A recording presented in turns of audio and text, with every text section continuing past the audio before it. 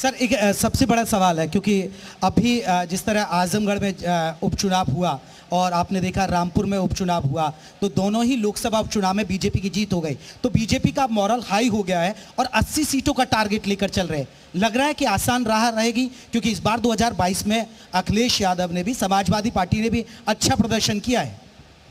2024 मैं कभी अतिशयोक्ति में अपनी बात कभी नहीं कहता हूँ, और ऐसी भी बात नहीं कहता हूँ कि बाद में मुझे शर्मिंदगी उठानी पड़े, और ऐसे भी नहीं कहता हूँ कि मेरे बयान को तोड़ मरोड़ के पेश किया गया है। मैं एक बार पुनः रिपीट करूँ कि प्रधानमंत्री जी की लोक कल्याणकारी योजनाएं, क्योंकि वो प्रतिदिन हर कैबिनेट के दिन कोई नई सौगात हम देश की जनता को देते हैं। तो लोक कल्याणकारी योजनाएं, राज्य की लोक कल्याणकारी योजनाएं, और ख़ासतौर से उत्तर प्रदेश का लॉ एंड ऑर्डर जो है बाबा का बुलडोजर है। और मुझे ऐसा लग रहा है कि तीसरे दिन भारतीय जनता पार्टी कोई ना कोई कार्यक्रम देती है। हमारा मंडल अध्यक्ष किसी भी अच्छे थाने के एसएचओ से ज़्यादा वर्किंग आवर्स उसके रहते हैं। तो मैं एक बार फिर, मैं मिलिट्री साइंस का प्रोफेसर हूं, कि फिर रिपीट कर दूं कि जो फौजें हैं शांति काल में पसीना बहा लेती हैं, युद्ध में उन्हें खून बहाने की आवश्यकता नहीं पड़ती है। तो ये 19 का लोकसभा वास्तव में कठिन था, क्योंकि बहुजन समाज पार्टी ने 4-5 बार सरकार बनाई, समाजवादी पार्टी ने बनाई, और दोनों एक हो गए। वोट ट्रांसफ़र करने की क्षमता दोनों नेताओं में एक दूसरे को थी।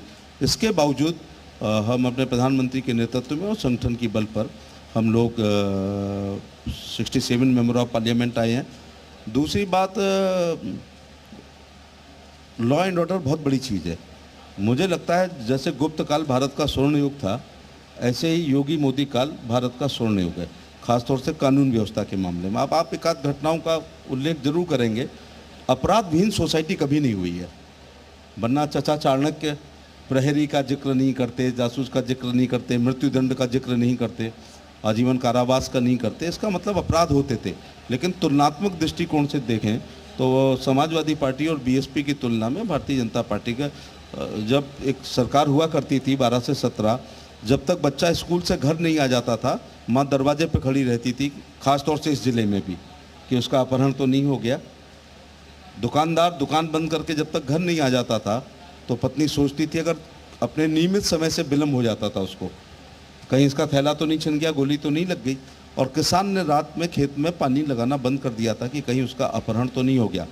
और लोग, उनकी बच्ची अगर फिरोजाबाद से लखनऊ जाती थी तो लोकेशन लेनी पड़ती थी, बात बात पे पूछना पड़ता था कहाँ पहुँची। तो मुझे लग रहा है कि कानून व्यवस्था की दृष्टिकोण से ये बहुत अच्छा काल है। बघेल जी